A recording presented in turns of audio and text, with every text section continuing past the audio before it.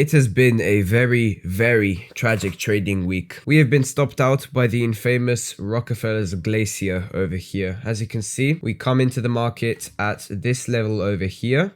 We create an arch and then we downslide. Then we avalanche after that. This, ladies and gentlemen, is what you call a Rockefeller's Glacier right here.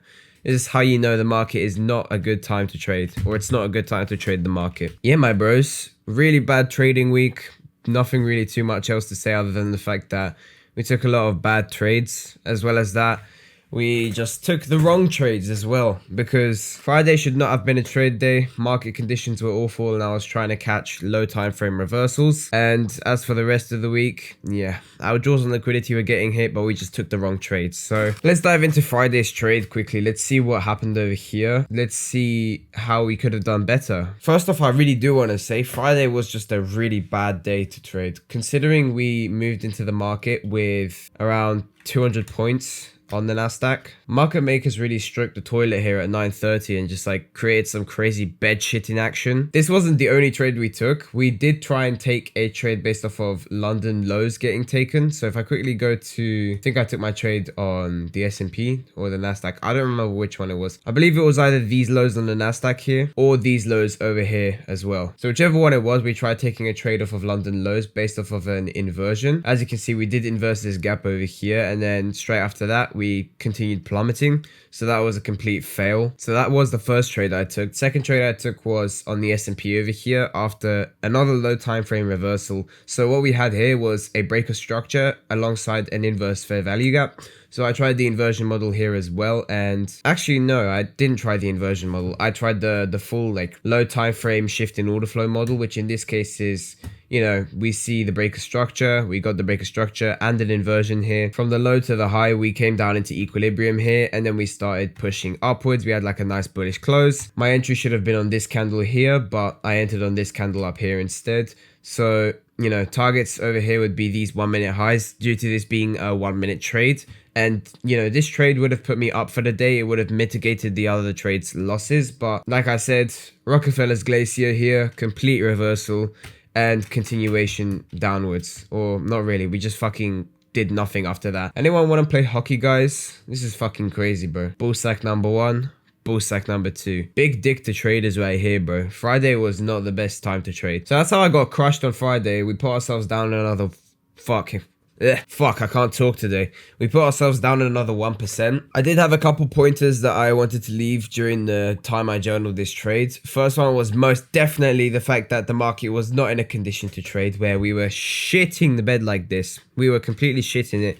And 1 minute time frame reversals were not it. We should have waited for at least some 5 minute development here, which we didn't get. So, you know, Friday, no trade day. In the future, when we get like a massive move like this, we're not trading, simply put. We are not trading because you can see here. What the hell, man? Sorry. Like I said, we're not trading stuff like this because you can see here, the next 5 minute target, if we wanted a 5 minute reversal, is all the way up here. And 1 minute reversals after a move like that just simply doesn't cut it. You know, all the higher time frames are closing bearish. In those kind of market conditions, we just simply cannot trade, right? Better to put the shield before the sword in that kind of scenario because, again, right, how do we know where the market's going to reverse? We did take this low on ES, and as well as that, we did take these lows from Wednesday, 2 p.m. We took these lows over here. So kind of like a bunch of high resistance lows that we took. But if you look at the higher time frame here, again, right, the way we're closing on the 4 hour, the hourly, 30 minute, basically everything. How do we know we're going to catch a good trade? Which, again, right, all the higher time frame draws on liquidity, right? Starting from even the 5 minute, right? Up here, up here, up here, right? Let's look at the hourly here. Hourly all the way the fuck up here. Are we really going to do a 300 point or 250 point V-shaped recovery, right? That's just not going to happen. So again, bad market conditions, no trades. That's what we have to stick with. Like I said, bad trading week, pretty bad trading week, but you know, we can mitigate all our emotions with coffee. Caffeinated beverages all the time with the markets, anytime. If you don't drink caffeinated beverages with the market, I'll repeat myself, I've said this before. If you don't do that, then your name is either Bethany, Timothy, Jeremiah, or Samuel, okay? If your name falls into one of these categories, you probably don't drink coffee with your trade recaps or trades in general. Okay, well, it's the weekend now, so I'm just gonna backtest and do whatever the fuck and just be myself.